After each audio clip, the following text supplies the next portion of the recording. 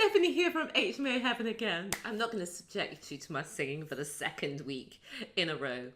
Okay, maybe I did, just a little bit, okay. Yes, great to be back, and we're here with the fifth of the must-haves for a well-managed HMO. And we've had 1, 2, 3, 4, and 4 in the previous week, so if you missed them, go back. And we got 5 today. Can you guess what it is?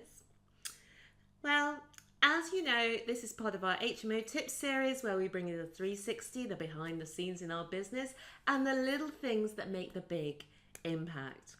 So, digging deep into this number 5 of the must-have things for a well-managed HMO that's delivering for you month after month and year after year. Cleaning. Right, so why is cleaning so important? This is so simple and it's so obvious. If you stop cleaning your house, it will become less desirable and frankly, it becomes unpleasant to live in. Yet I meet so many HMO landlords who insist that they found a way to keep their HMOs clean without cleaners. And perhaps you may have a good tenant who keeps everyone to the cleaning rota. But what happens when that person moves out or gets fed up? It doesn't happen immediately, does it? It doesn't happen immediately. Maybe in the first week or the first month or even the first few months, the change is indiscernible. But after 6 months, 1 year, the place will become downright dirty. There's nothing else that can happen. There's nothing else that can happen. And when you've got a dirty HMO, it increases your voids because people move out sooner because it's dirty and it's more difficult to persuade people to move in. You increase your damages and maintenance costs because when you've got a groggy looking building, people just don't look after it. Oh dear, what happened? My video recording went awry and the other part of that video has disappeared into the abyss. So here I am bringing you part 2 of cleaning. So I'm sure you're on the edge of your seat now with this hold up here. So let's dive back in. So you get increased damages and maintenance costs because people tend not to look after a dirty property as much as they look after a clean one. And that all adds to the likelihood that it's going to take up more of your time too. And over time, it can become a really depressing embarrassment of a property, as well as a financial liability as well.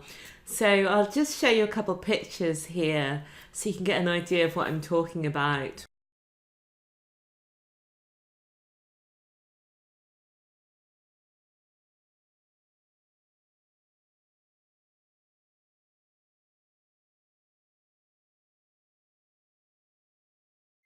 So don't let this happen to you. And you'll never guess the solution that we are proposing here.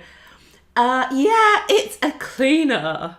We have cleaners who go in every fortnight and they do obviously the cleaning of all the communal areas, but as well as that they also do other things. So it has been a real game changer for us.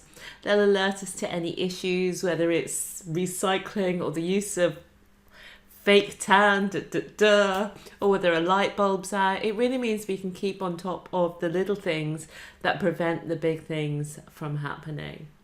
And then whenever a room change is over, we always have a deep clean of the room, even if the room seems to be in quite clean condition, because nobody cleans the skirting boards, behind the wardrobes, inside the drawers. So by them spending an hour in there every time the room changes, we know that it's been kept up to a good standard behind the scenes, the bits that we can't see. And all our changeover dates are always on the last day of the month, with the new people moving in on the first day of every month. So we already know in advance those dates are in the diary with the cleaner for her to do those changeovers at those times. And because it's only 12 changeover days a year, well, actually 11, because not many people want to move on New Year's Eve. We have 11 changeover days a year, so we've got those all into the diary with the cleaners. So you can see that all the systems come together and help us and help our tenants as well. So How much does it cost? Let's get to the bottom line. We pay £15 an hour for fortnightly cleans in all our properties, and that's between 1.5 and 2 hours for each property depending on the size. So it's between £49 and £65 a month. And at check-in, we explain to all the tenants what the cleaners will do, what they won't do, and what their obligations are. And also in relation to the recycling and putting the bins out as well, which can be an issue. And all of those things together work to keep the properties really nice, to allow people to stay longer in the properties. And as well, for us as landlords, it decreases that hassle factor, and also it decreases our costs over time. So that is the 5 must-haves for a well-run HMO. It's the onboarding of tenants. It's the personal check-in process, because writing it out is not enough. It's having the property management system. It's having proactive maintenance systems. And it's having professional cleaning. So that is it for this week. If you like this, check out our HMO tips on our YouTube channel. And I would love to see you in our HMO Heroes Facebook group over there on Facebook. Come over there and say hi. If you've enjoyed this, as always, please subscribe to our channel and give me a thumbs up. That's all for this week. I will see you next week. Bye for now.